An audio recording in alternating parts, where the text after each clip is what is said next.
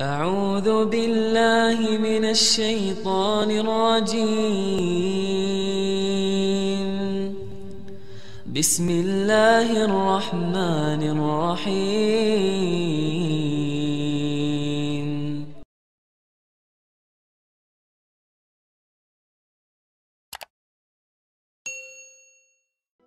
Berapa banyak orang yang ingin hidup pada hari ini, tapi kemarin sore malaikat maut sudah mencabut nyawanya. Hari ini dia tidak lagi bisa hadir sholat Jumat. Dan andailah umur bisa ditambah, mereka amat sangat ingin ada bersama kita hari ini. Berapa banyak pula orang yang hari ini, jam ini sehat walafiat, tapi ada yang dicabut Allah dari dalam badannya. Ruhnya masih bersemayam dalam jasad, tapi yang dicabut adalah nikmat iman dan Islam. Tak ada lagi rasa takutnya kepada Allah, sehingga meninggalkan sholat Jumat ringan saja, seperti meninggalkan sandal di tepi jalan. Tak ada sedikit pun khawatirnya terkena azab kubur, tak ada takutnya pada azab neraka. Laknat yang paling mengerikan bukan miskin, laknat yang paling menakutkan bukan sakit. Laknat adalah ketika tak ada rasa takut dalam hati. Maka ketika masih ada rasa cemas, rasa takut, bersyukurlah. Berarti masih ada benih-benih iman dan Islam yang dipupuk, disiram dengan mendengarkan ceramah, tausiah, pengajian, khutbah, dan dia akan berbuah ketika dilaksanakan dalam bentuk amal saleh. Semakin zaman ini hebat, semakin canggih, maka rumah sakit semakin banyak. Dokter-dokter spesialis lulusan luar negeri bertebaran seperti bintang di tengah langit. Tapi apakah umur manusia makin panjang? Tidak. Apakah penyakit makin hilang? Tidak. Dulu zaman datuk nenek kita, mereka umur 70 tahun, masih tajam parang panjangnya untuk pergi ke sawah, ke hutan. Hari ini umur 40 tahun, pergi ke rumah sakit, terkena diabetes, terkena asam urat. Terlalu banyak daftar nama penyakit untuk disebutkan. Artinya apa? Kecanggihan teknologi tidak bisa menambah umur manusia. Kehebatan manusia dalam bidang multimedia telekomunikasi memang mempercepat hubungan, memang mempererat persaudaraan, tapi juga mempercepat kematian. Oleh sebab itu hidup manusia semakin singkat, hidup manusia semakin tidak bermakna. Cobalah kita renungkan berapa banyak saudara yang sebaya, yang seusia, satu sekolah, tetangga, kawan akrab, lebih muda dari kita, lebih sehat dari kita, lebih ganteng dari kita, tapi ternyata mereka tidak lagi bersama dengan kita. Lalu apa yang perlu kita siapkan? Yang kita siapkan adalah bahwa ketika ruh keluar dari jasad, tidaklah seperti tetesan embun yang jatuh dari daun yang basah. Ketika ruh keluar dari jasad, tidaklah seperti air liur yang keluar dari mulut tak terasa. Ketika ruh keluar dari jasad, Nabi SAW bertanya kepada orang-orang yang ruhnya sudah keluar dari jasad, ketika beliau Isra dan Mi'raj, bagaimana yang kalian rasakan wahai mayat, wahai ruh yang pernah bersemayam dalam jasad lalu kemudian keluar dari jasad? Mereka menjawab, seperti kambing yang dikuliti hidup-hidup. Mereka menjawab, seperti tebasan pedang di tempat yang sama diulang beratus kali. Mereka menjawab, seperti mata kail pancing ditarik dari kulit yang basah, tercabut urat-urat dan dagingnya, ikut ke mata kail pancing. Begitulah sakitnya. Lalu yang perlu kita siapkan, apa yang bisa meringankan sakaratul maut itu?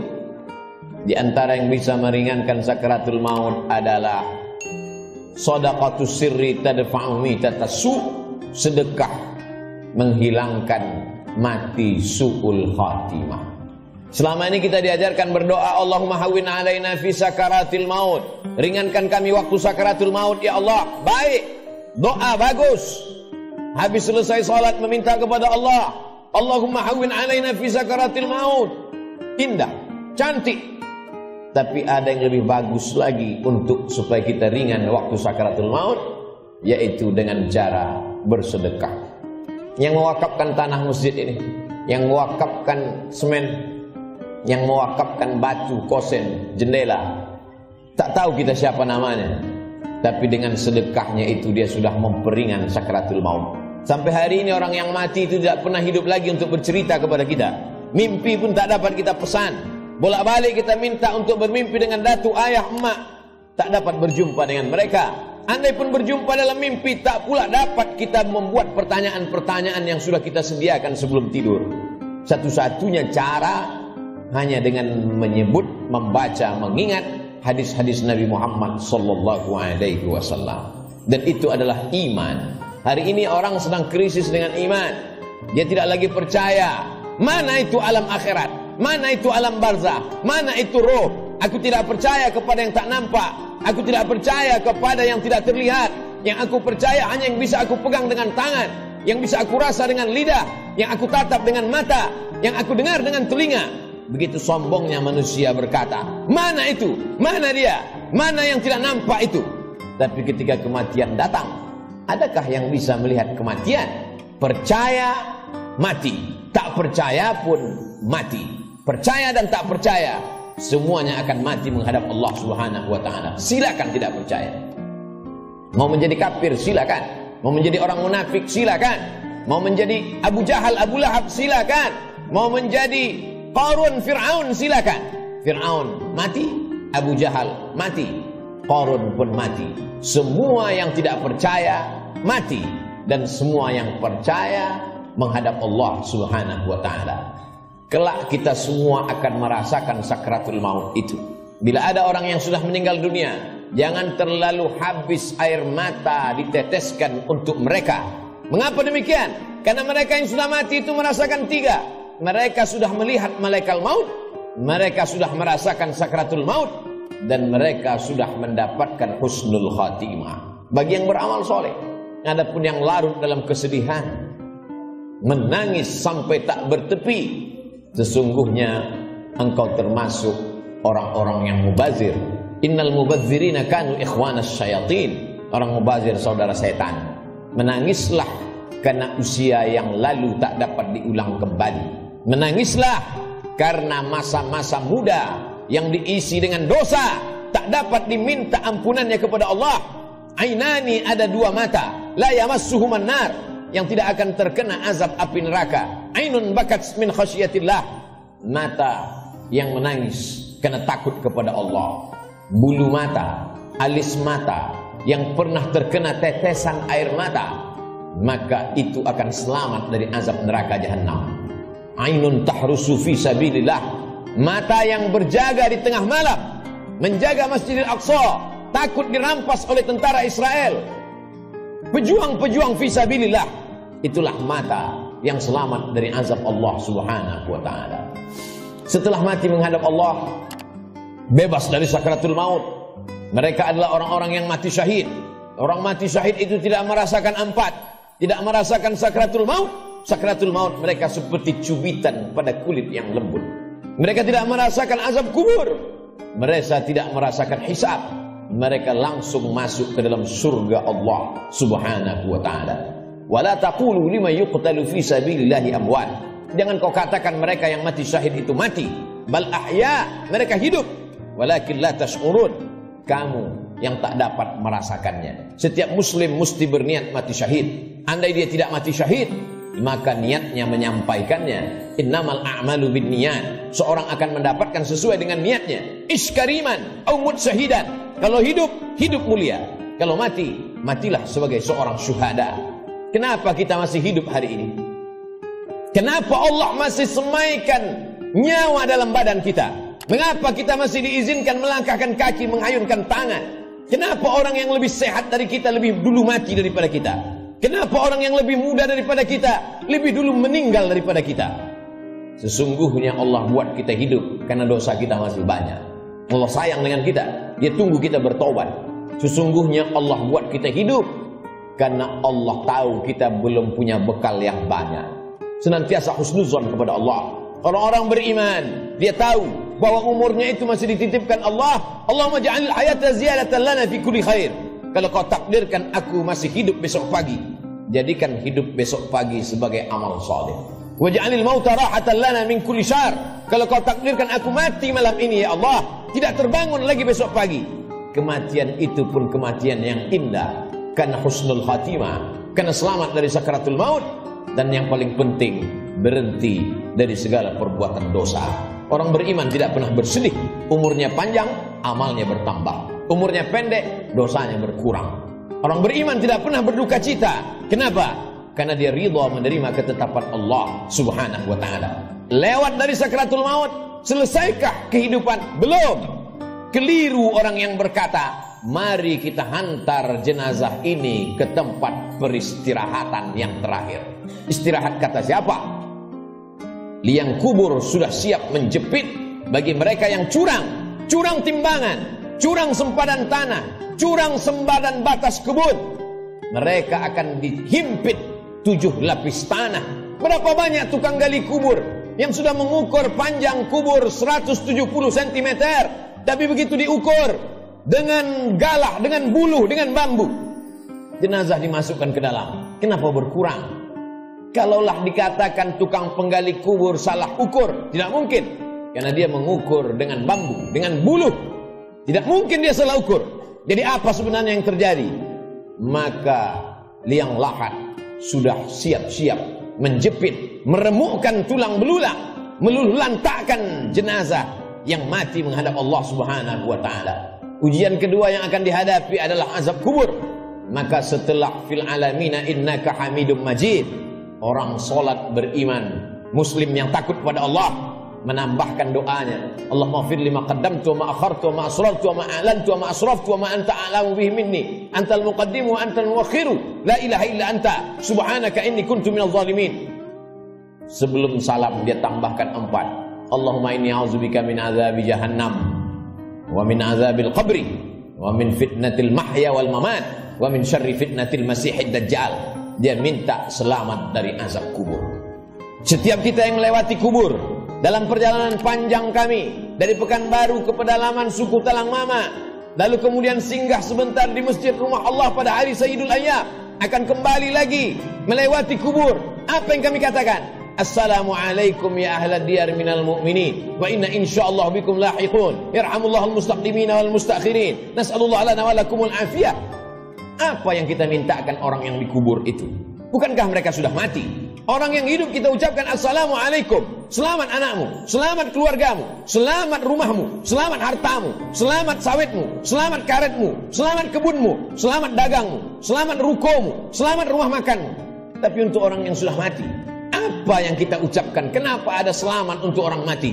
Maka sesungguhnya salam pada orang mati di liang kubur adalah Assalamualaikum ya ahlal kubur, selamat kalian dari azab kubur. Hadisnya sahih, diriwayatkan oleh Sayyidatuna Aisyah Ummul Mukminin. Wahai Aisyah, kata Nabi SAW, kalau engkau lewat di kubur, mulutmu jangan diam saja, ucapkan salam, Assalamualaikum ya ahlad diyar, selamat bagi kalian. Selamat apa? Selamat dari azab kubur. Jangan pernah mulut ini berhenti meminta selamat dari azab kubur. Orang-orang yang dikubur itu kalau dia dihidupkan Allah Ta'ala kembali, apakah mereka mengatakan cukuplah mati ini, kami sudah capek hidup, kami sudah lelah dengan ujian hidup, menghadapi anak pecandu narkoba, menghadapi istri yang berselingkuh, menghadapi orang yang berbuat dosa? Apakah orang yang mati itu lalu kemudian mereka tidak ingin hidup lagi? Orang mati itu ketika ditanya, hai orang mati, maukah kalian hidup lagi?